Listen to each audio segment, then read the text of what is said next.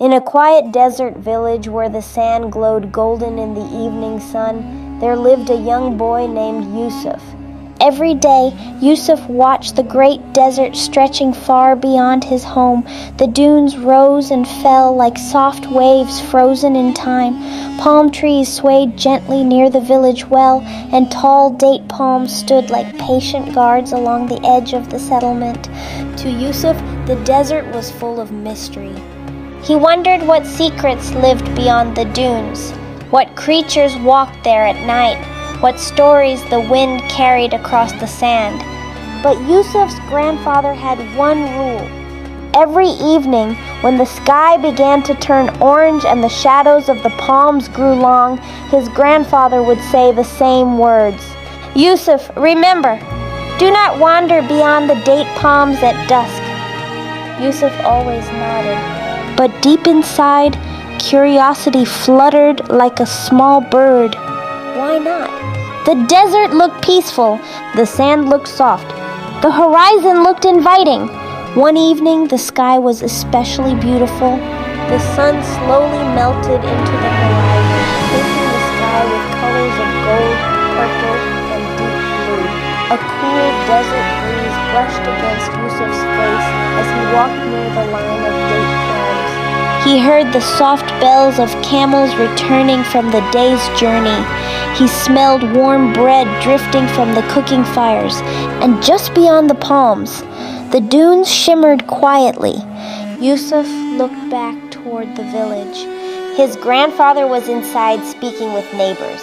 Just a little walk, Yusuf thought. Only a few steps. He slipped past the date palms and stepped onto the open sand. The desert felt enormous. The air was cooler here. The breeze whispered softly as it moved across the dunes. The last rays of sunlight glowed gently on the sand, making everything look peaceful and magical. Yusuf smiled. "See, nothing to fear." He climbed the nearest dune and looked around. The village now seemed smaller. The palm trees looked like tiny green feathers in the distance. Then he heard a familiar sound, soft footsteps in the sand. It was Barak, the family's camel. Barak was tall, calm, and wise-looking, with long lashes and slow, patient steps.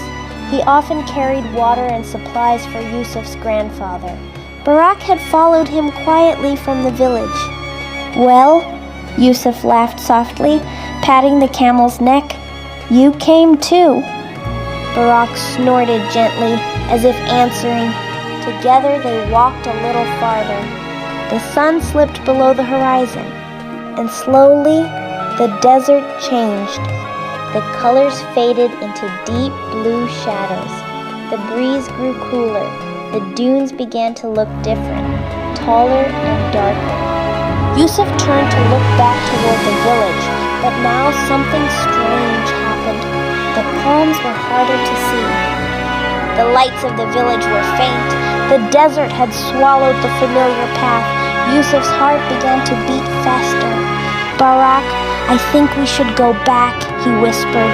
The camel stood still for a moment. Then Barak slowly turned his large head toward the distant palms. Yusuf climbed onto Barak's back. The camel began to walk. The stars were now appearing overhead, thousands of tiny lights sparkling across the sky like diamonds scattered on velvet. It was beautiful, but also a little frightening.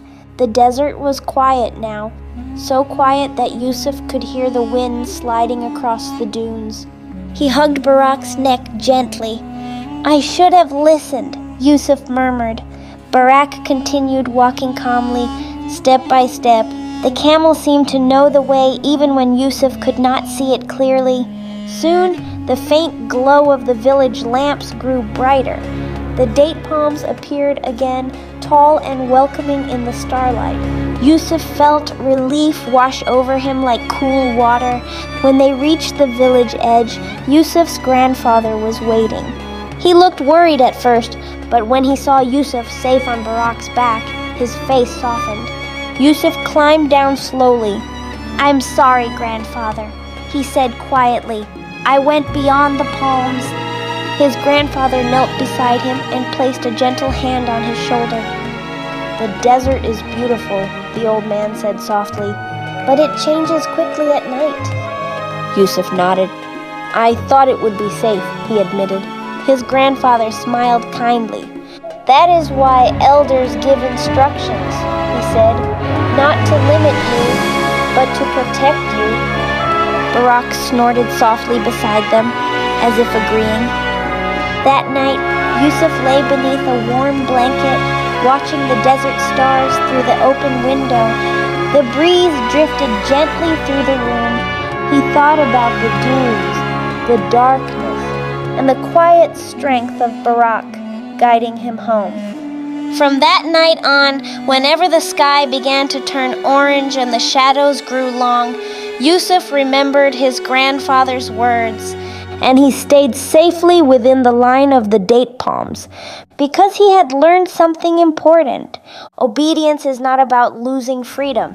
It is about staying safe, and sometimes the wisest paths are the ones others have already walked before us.